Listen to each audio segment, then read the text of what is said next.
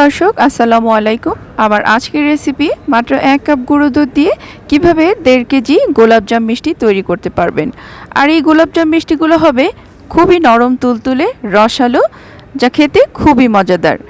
যারা কিনা মিষ্টি বানাতে গিয়ে বারবার আপনারা ফেল হন, তারা কিন্তু এই রেসিপিটি ফলো করে অনায়াসে এই গোলাপজাম মিষ্টিগুলো তৈরি করতে পারবেন।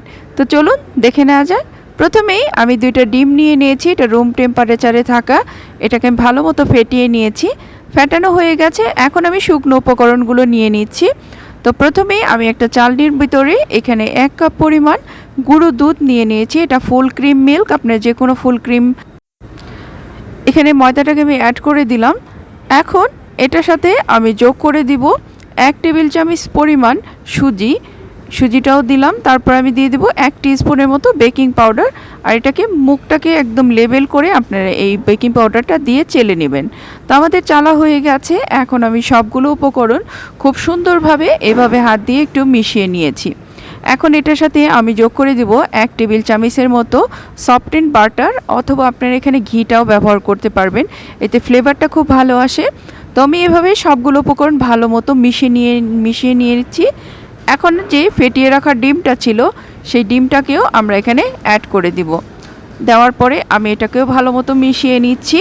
দেখুন এখানে যেন কোনো রকম এখানে গোলটি বা কোনো রকম শক্ত কোনো দানাদার না থাকে, সেটা খেয়াল রেখে সুন্দর করে মসৃণ করে এভাবে আমাকে একটা আঠালো একটা ডো তৈরি করে নিতে হবে। আর এই ডোটা যত বেশি স্টিকি হবে, মনে করবেন মিষ্টিটাও তত ভালো হবে।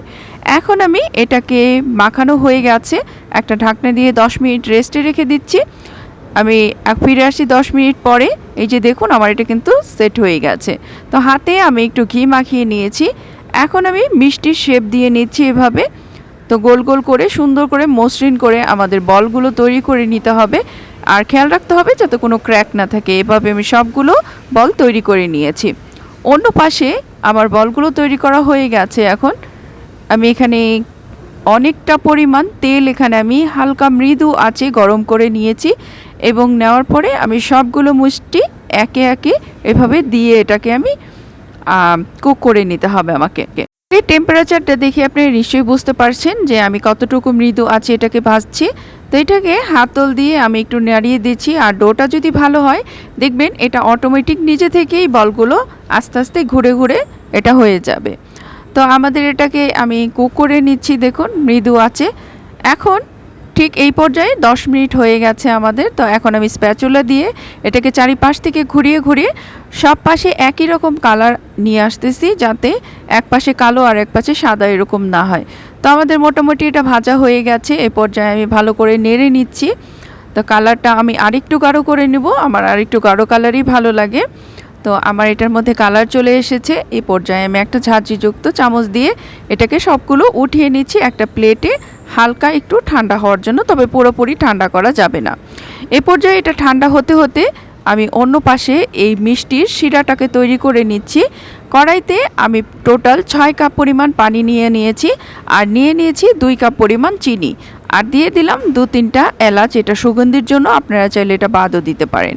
তো আমি এটা অপেক্ষা করছি একটা বলক আসা পর্যন্ত। একটা বলক চলে আসলে দেখবেন এটা একটা মৃদু ঠান্ডা হয়ে এসেছে, এবং ফুটন্ত গরম শিরায় আমি কিন্তু এই মৃদু ঠান্ডা এই গোলাপজামের মিষ্টিগুলো দিয়ে ঢাকনাটা ঢেকে আমি 10 মিনিট এটাকে হাই হিটে জাল করব। আর মাঝে এসে আমি একটু হাতলটাকে দুলিয়ে দিব, যাতে চারিপাশ থেকে এই মিষ্টিগুলো ঘুরে ফিরে সিদ্ধ হতে পারে।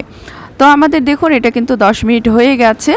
এ পর্যায়ে আমি জালটাকে একদম মৃদু আঁচে দিয়ে আরও 10 মিনিট আমি মৃদু আঁচে এই গোলাপজামুনগুলো কুক করে নেব। তো ঢেকে দিয়ে ফিরে আসছি আবারও 10 মিনিট পর। দেখুন 10 মিনিট পরে আমার মিষ্টিগুলো ডাবল হয়ে গেছে, একদম ফুলে টইটুম্বুর। তো আমি এটাকে ঠান্ডা করে নিচ্ছি।